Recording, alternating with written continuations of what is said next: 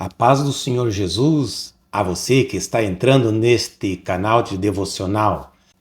Se você gostar, convido a inscrever-se no canal Pão Diário.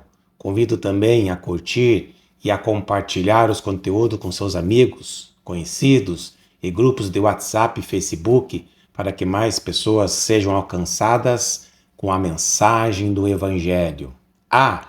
Não se esqueça de ativar o sininho das notificações para que você possa estar recebendo conteúdos atualizados tão logo sejam postados.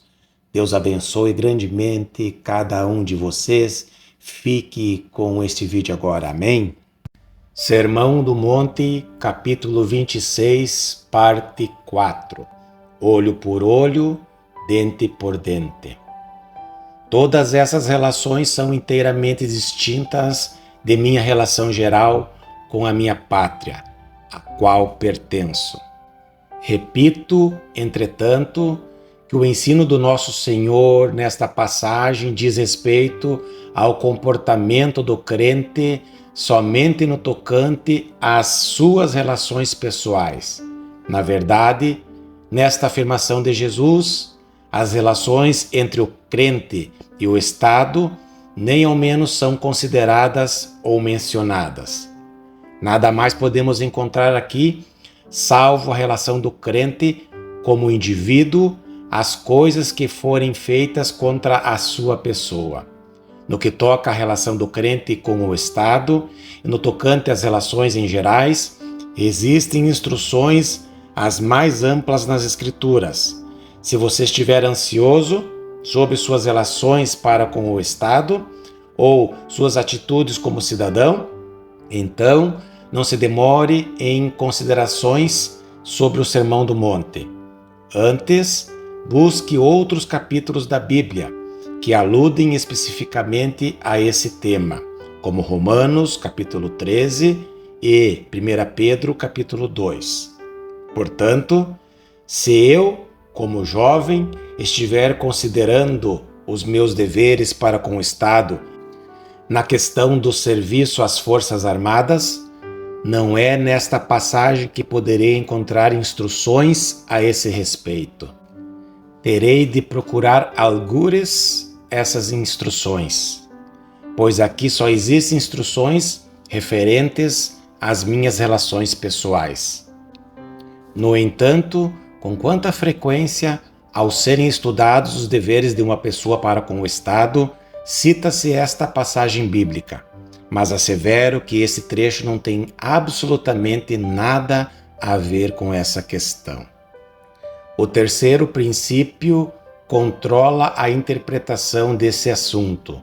Como é evidente, não é considerado como tal neste preceito, sem importar se estamos pensando em punição capital, em mortes provocadas pela guerra ou em qualquer outra maneira de se tirar a vida do próximo. Nosso Senhor estava considerando aqui esta lei, que versa sobre a relação pessoal do crente diante das coisas que lhe acontecem. Naturalmente, em última análise, esse preceito envolve a questão inteira do homicídio, mas esse não é o princípio posto em primeiro plano por Nosso Senhor, nessa ocasião.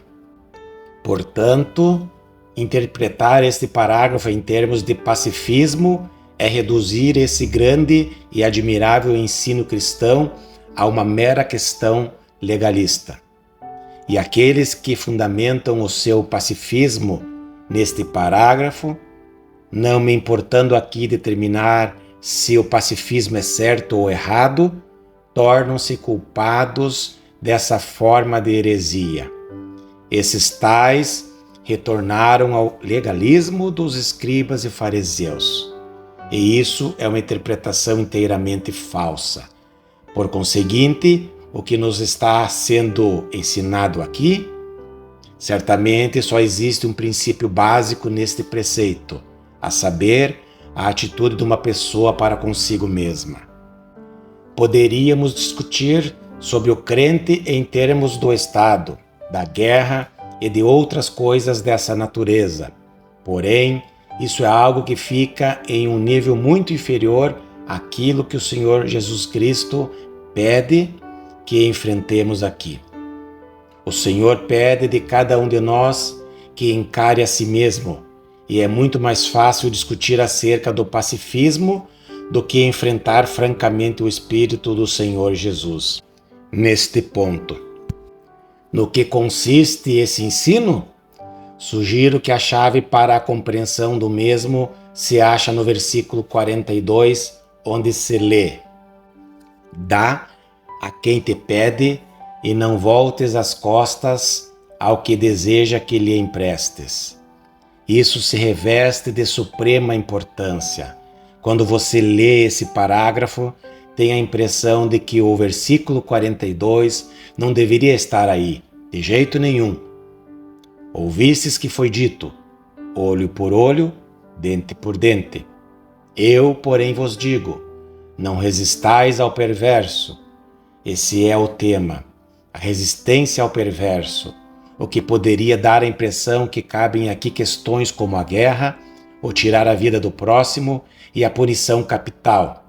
Entretanto, o Senhor prossegue a fim de dizer: Mas a qualquer que te ferir a face direita, volte-lhe também a outra, e ao que quer demandar contigo e tirar-te a túnica, deixa-lhe também a capa. Se alguém te obrigar a andar 1 milha, vai com ele 2. E então Jesus diz inesperadamente: Dá a quem te pede e não volte as costas ao que deseja que lhe emprestes. E isso nos impele imediatamente a indagar: que tem a ver essa questão dos empréstimos com a questão da não resistência ao perverso, de não revidar, de não brigar e de não matar o próximo? Como é que aquela questão encontrou lugar entre essas outras? É neste ponto que encontramos um indício seguro para a compreensão dos princípios que nosso Senhor queria aqui inculcar. O tempo todo ele estava interessado pela questão do eu, pela questão da nossa atitude para conosco. Por assim dizer, Jesus dizia que se somos crentes autênticos, então precisamos morrer para o próprio eu. Não está em foco a questão se devemos ingressar ou não nas Forças Armadas. Pelo contrário, está em pauta o que eu penso de mim mesmo, bem como qual é a minha atitude para comigo mesmo. Trata-se de uma instrução essencialmente espiritual, a qual pode ser vista através das maneiras que passo a destacar. Em primeiro lugar, preciso estar certo em minhas atitudes para comigo mesmo, no tocante ao espírito de autodefesa que aflora prontamente quando alguém me faz alguma injustiça. Também é mister que eu aborde esse desejo de vingança, esse espírito de retaliação que tanto caracteriza o homem natural. Também cumpre-nos considerar a nossa própria atitude em relação às injustiças que são feitas contra nós, bem como as exigências que nos são impostas pela comunidade ou pelo Estado. E, finalmente, há aquela atitude do eu, acerca das possessões do indivíduo. Nosso Senhor estava aqui desvendando e desmascarando aquele horrendo fator que controla o homem natural, ou seja, o próprio eu, aquele medonho legado que herdamos da queda do homem e que leva o ser humano a vangloriar-se em si mesmo e a exibir como se fora um Deus. O homem natural protege esse eu o tempo todo e de todas as maneiras possíveis. Todavia, ele não faz assim somente quando é atacado ou quando alguma coisa lhe é subtraída, pois também age assim no tocante às suas possessões materiais. Se alguém quiser emprestar dele alguma coisa, sua reação instintiva será: por que eu deveria desfazer-me de minhas possessões e empobrecer? O próprio eu ocupa o primeiro plano o tempo todo. No instante em que percebemos essa verdade, não vemos mais qualquer contradição no versículo 42 e os demais versículos desse parágrafo. Não há somente uma espécie de conexão, e sim, este versículo faz parte essencial do todo. A tragédia dos escribas e fariseus era que eles interpretavam olho por olho e dente por dente de forma puramente legal, como se fosse algo inteiramente físico e material. Os homens até hoje incorrem nesse erro de interpretação. Eles reduzem esse admirável ensino à mera questão da punição capital, ou então se deveríamos ou não participar da guerra. Mas Jesus Cristo como que respondeu: não é assim. Antes, deve-se pensar aqui sobre as atitudes do espírito, sobre as atitudes do indivíduo, especialmente no que concerne a si mesmo. E eu gostaria que vocês percebessem que se vocês são meus discípulos autênticos, então terão que fazer morrer o próprio eu. Ou então, se você assim o preferir, é como se Jesus tivesse dito: se alguém quiser ser meu discípulo, então negue-se a si mesmo, juntamente com todos os direitos que tem sobre a sua própria pessoa. Tome a cruz e siga-me.